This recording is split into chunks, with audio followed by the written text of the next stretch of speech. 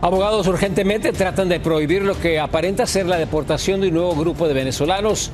Este viernes, un juez federal tomó una decisión importante sobre esta batalla legal.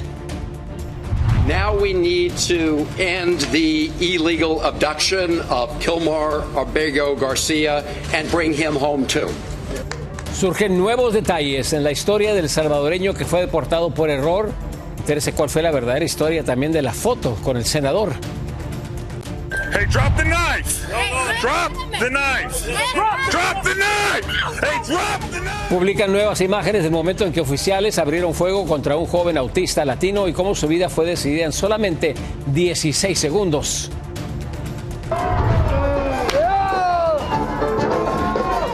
Fue un Viernes Santo distinto, marcado por la ausencia del Papa Francisco. Le tendremos reportajes desde México y también desde el Vaticano.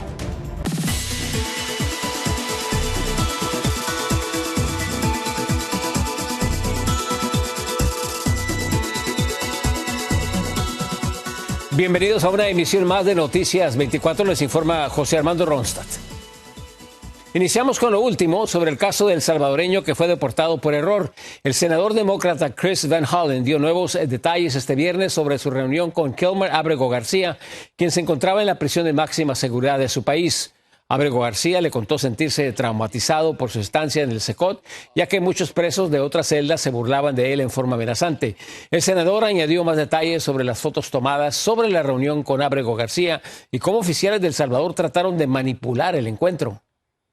I should also just say, I'd mentioned the fake margarita scandal. They actually wanted to have the meeting by the side of the pool, right, in the hotel. Just right. I mean, this is a guy who's been in CCOT. This is a guy who's been detained. They want to create this appearance that life was just lovely. Van Hollen mencionó además que Kilmar le afirmó que hace 9 días había sido trasladado del Secot a otro centro de detención sin especificar cuál era. As I said, he's no longer at CCOT. So he's at a different prison, which is pretty far outside of San Salvador. But in addition to that, I didn't even know that. I mean, so as we all thought he was at CCOT. I mean, until I met with him, that's why I tried to go to CCOT. So I think that's why they brought him. He wasn't brought him to see me. El senador Van Hollen aseguró también que la cantidad supuestamente acordada entre ambos gobiernos no es real. So I didn't learn that directly from the vice president, but I have learned about the commitments that have been made.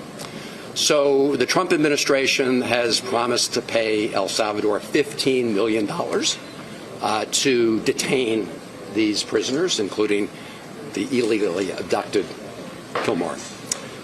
My best information, and it's pretty good, indicates that to date they paid out more than $4 million of that $15 million. As to the terms of an agreement, I've not seen an agreement.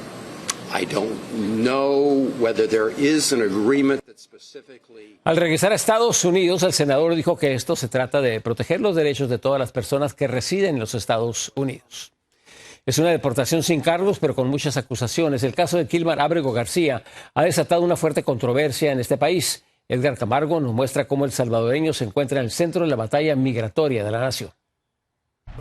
La administración Trump ha defendido la deportación de Kilmar Abrego García, alegando vínculos con el crimen organizado y tráfico humano, pero hasta ahora no ha presentado cargos formales ni pruebas concluyentes. No evidence before the court connects Abrego Garcia to MS-13 or any other criminal organization. Un reportaje exclusivo de Fox News cita un memorando de seguridad nacional que lo vincula con la pandilla MS-13 y tráfico laboral. El documento describe un incidente de tránsito en el 2022, donde viajaba con 8 personas sin maletas, pero no fue arrestado ni se le presentaron cargos en ese momento. Este caso, como digo, se ha convertido realmente en en un pleito político muy fuerte entre el gobierno de Donald Trump y los demócratas y las cortes. Recientemente, el Departamento de Justicia publicó documentos que acusan a Abrego de violencia doméstica, aunque en el 2021 su esposa solicitó una orden de protección. Hoy, ella lo defiende públicamente y lo acompaña en esta batalla legal. Kilmar se ha dedicado a hacer nuestro sueño americano en una realidad. Ese sueño fue destrozado el 12 de marzo.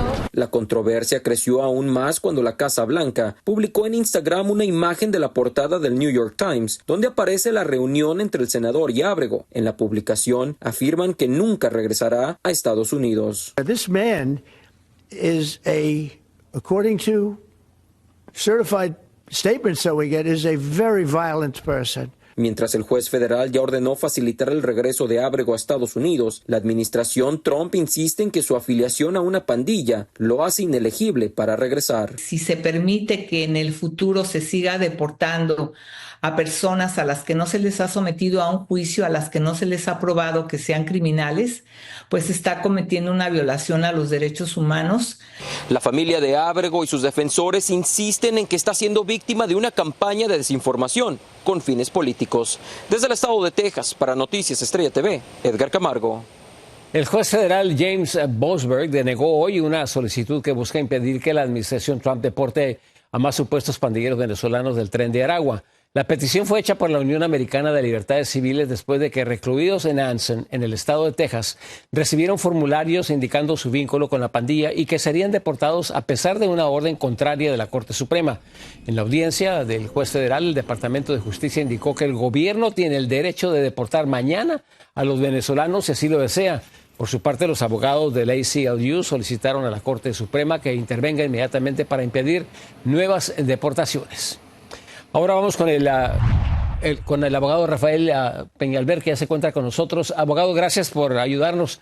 Queremos entender qué es lo que está pasando entre las cortes y todas las decisiones por diferentes jueces. Mira, José Armando, estamos en un momento donde se va a decidir si la Corte Suprema va a permitir que se deporten a estas personas. Aparentemente 50 recibieron algún tipo de notificación indicando que iban a ser deportados bajo la ley de enemigos extranjeros. La posición de la Casa Blanca es que estas personas pueden ser deportadas inmediatamente, sin notificación y sin la oportunidad de llamar a un abogado, mucho menos tener una vista judicial. El juez Boasberg esta noche, dijo que él no tenía la jurisdicción para poder intervenir, puesto que los detenidos no estaban en su distrito, y la Corte Suprema había dictado la semana pasada que solamente los jueces en los distritos donde están los detenidos pudieran intervenir. Pero el juez sí dijo que para él lo que estaba pasando era inconcebible, que se siguiera utilizando este procedimiento a pesar de lo que la Corte Suprema había dictado hace solamente 10 días, donde se dijo que había que darle notificación y había que darle tiempo a estas personas para que pudieran presentar una demanda de amparo en una corte federal. Así que, aunque no pudo intervenir, regañó a la administración por tratar de seguir con este camino. La Asociación Americana de Derechos Civiles pues ha presentado otras peticiones ante jueces federales en Brownsville, Texas y en Nueva York, donde hay detenidos que van a estar en ese grupo, supuestamente ese grupo que va a ser deportado mañana. Por otra parte, Adelante, abogado, adelante. No, te decía que por otra parte la Corte Suprema va a tener que decir una vez y para siempre si va a permitir que el presidente Trump utilice esta ley de guerra, una ley que se pasó en el año 1798, que le da al presidente amplios poderes en casos de guerra o de invasión extranjera. Y el presidente está utilizando esa ley con una potestad total, determinar a quién deporta y cuándo lo deporta sin darle notificación y sin darle oportunidad a estas personas de acudir a las cortes. Abogado, mi pregunta iba a ser ¿cuáles son las implicaciones? Tengo entendido que una Corte de Apelaciones Federales ha suspendido la investigación de desacato por parte del presidente y su administración. Se lo ha prohibido este juez que inicie esta investigación. Por la misma razón de que no tenía la jurisdicción, ya que las personas involucradas no estaban dentro de su distrito. Pero hay otros jueces que van a estudiar el caso. Esto no se está terminando ni para nada.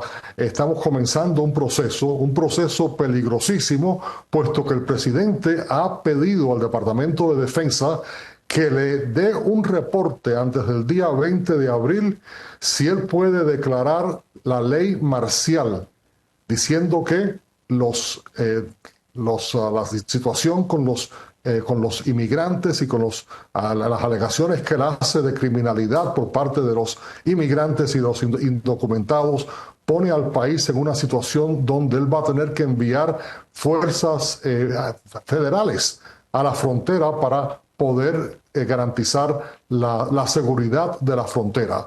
Pero cuando tú estás hablando ya de que el presidente utilice la ley marcial y que se está considerando seriamente, volvemos al punto de la posición que yo siempre he mantenido, que el presidente está utilizando, creando esta crisis de los inmigrantes y de los indocumentados, creando una crisis que en realidad no existe, para utilizar ese pretexto para aglomerar más el poder, y si llega el momento de que declara ley marcial, entonces sí que estamos en problema. Muy de acuerdo con usted, abogado. Muchísimas gracias por acompañarnos. Feliz fin de semana. Muchas gracias y un feliz día de resurrección para todos. Muchísimas gracias.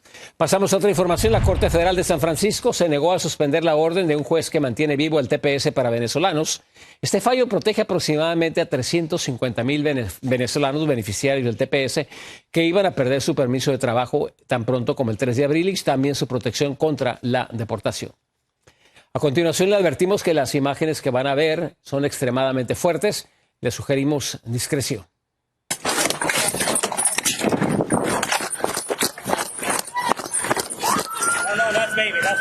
Hey, drop the knife! Drop the knife! Drop the knife! Hey, drop the knife! Hey, drop the knife! Drop the knife!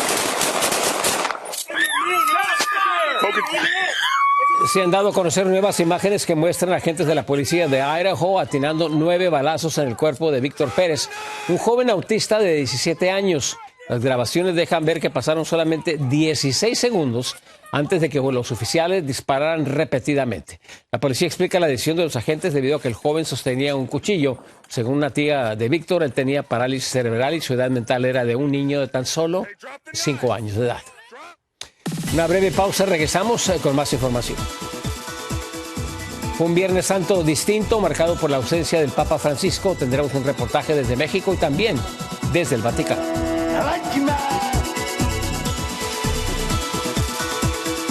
Gracias por seguir con nosotros. Millones de fieles cristianos alrededor del mundo conmemoran hoy el Viernes Santo, una de las fechas más solemnes del calendario, desde procesiones en América Latina hasta momentos de reflexión en Europa. Los creyentes recuerdan la pasión y muerte de Jesucristo, pero fue un Viernes Santo distinto, marcado por la ausencia del Papa Francisco. Nuestra corresponsal Marinelis Tremamuno nos tiene el siguiente reportaje desde el Vaticano. Buenas noches. Este Viernes Santo, la Basílica de San Pedro acogió la solemne celebración de la Pasión del Señor, presidida por el cardenal Claudio Buglierotti, delegado del Papa Francisco, quien sigue en su proceso de convalecencia. Alrededor de 4.500 fieles escucharon la lectura del relato evangélico, participaron en la adoración de la cruz y recibieron la comunión, en donde estuvieron invitados a vivir la intensidad del sacrificio de Cristo. Entre los asistentes destacó la presencia del vicepresidente de Estados Unidos, Vance, acompañado de su esposa y de sus 3 hijos. Más temprano estuvo en un encuentro bilateral con la primera ministra italiana, Giorgia Meloni, en el Palazzo Chigi, en donde abordaron temas muy importantes como los aranceles comerciales, la guerra en Ucrania y la importancia de los lazos culturales y religiosos entre Washington y Roma. Al caer la tarde, el Via Crucis en el Coliseo reunió a más de 20.000 personas, estuvo presidido por el cardenal vicario Baldo Reina. El recorrido de las 14 estaciones se guió por las meditaciones escritas por el Papa Francisco. Y aunque no pudo asistir por segundo año consecutivo, su voz resonó en cada reflexión, especialmente al invitar a derramar lágrimas sinceras para curar un mundo hecho trizas. Y lo que resta de la Semana Santa anuncia 2 momentos culminantes. Este sábado por la noche se celebrará la vigilia pascual en la Basílica de San Pedro con el rito del fuego nuevo y la renovación de las promesas bautismales. Y el domingo de resurrección, la Plaza de San Pedro acogerá la misa del amanecer, seguida de la tradicional bendición Urbi et Orbi, en donde se da un mensaje de paz no solo para Roma y el mundo. Se espera que el Papa Francisco, aún en recuperación, haga acto de presencia desde la logia de la Basílica para compartir la alegría de la Pascua con los fieles. Regreso al estudio. En otra información, millones de fieles en Iztapalapa revivieron el Vía Crucis de Jesús en una de las tradiciones más emblemáticas de la República Mexicana. Con fe, sudor y lágrimas acompañaron la crucifixión. Víctor Blázquez tiene las imágenes. ¡Ti mismo! Que me perdones. En Iztapalapa, millones de personas acompañaron a Jesús rumbo al Cerro de la Estrella, donde fue crucificado. Después de cargar su cruz de unas 176 libras por unas 5 millas, de caer 3 veces, de ser azotado y empujado, más de 2 millones de personas, según las autoridades, fueron testigos de la crucifixión. ¡Tú que destruyes el reino de Dios! Fe y devoción es lo que marca esta tradición que lleva 182 años de llevarse a cabo. Para miles, vestidos de nazarenos, hoy es un día importante para dar gracias. Más que nada mi niña, su sonrisa es lo que me da la fuerza para seguir aquí. Nada.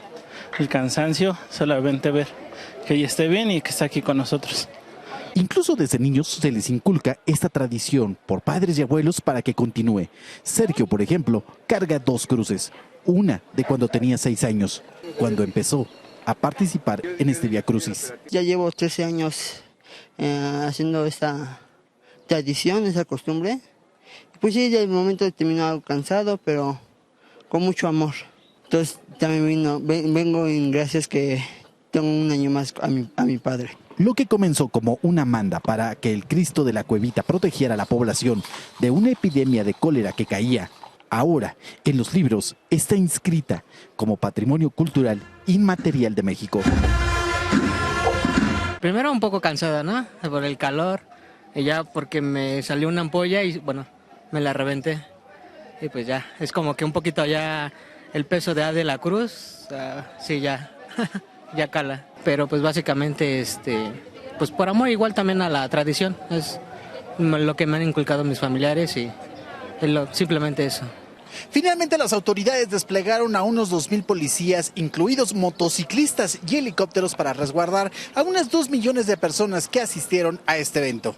En Ciudad de México, Víctor Blázquez, Noticias, Estrella TV. Si su bonomía me lo permite, quisiera despedirme.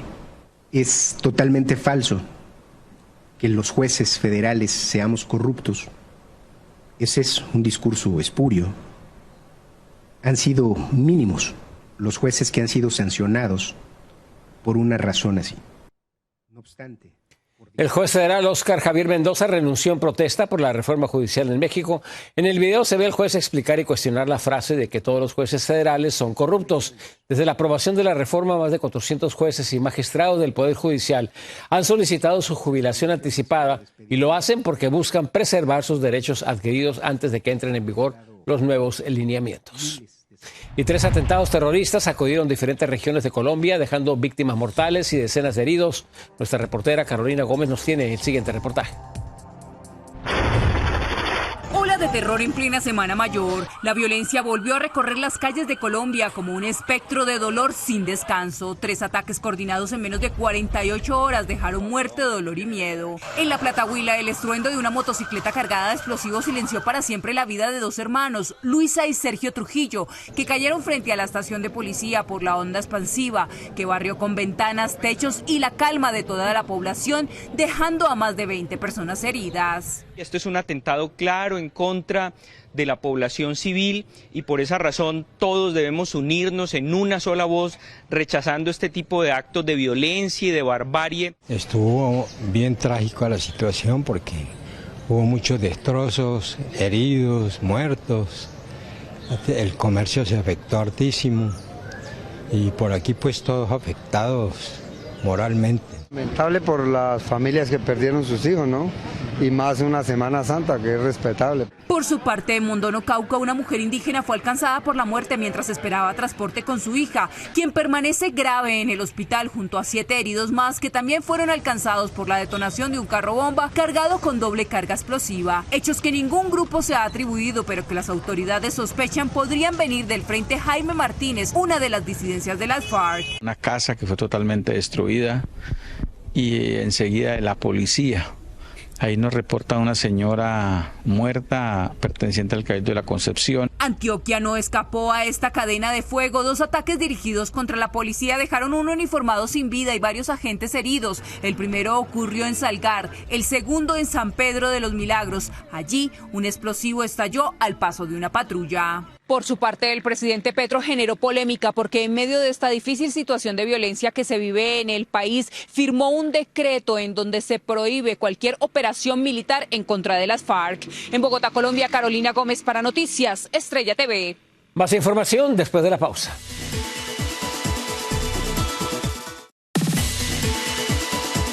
Gracias por acompañarnos. Feliz fin de semana. Yo soy José Armando Ronstadt. Muy buenas noches.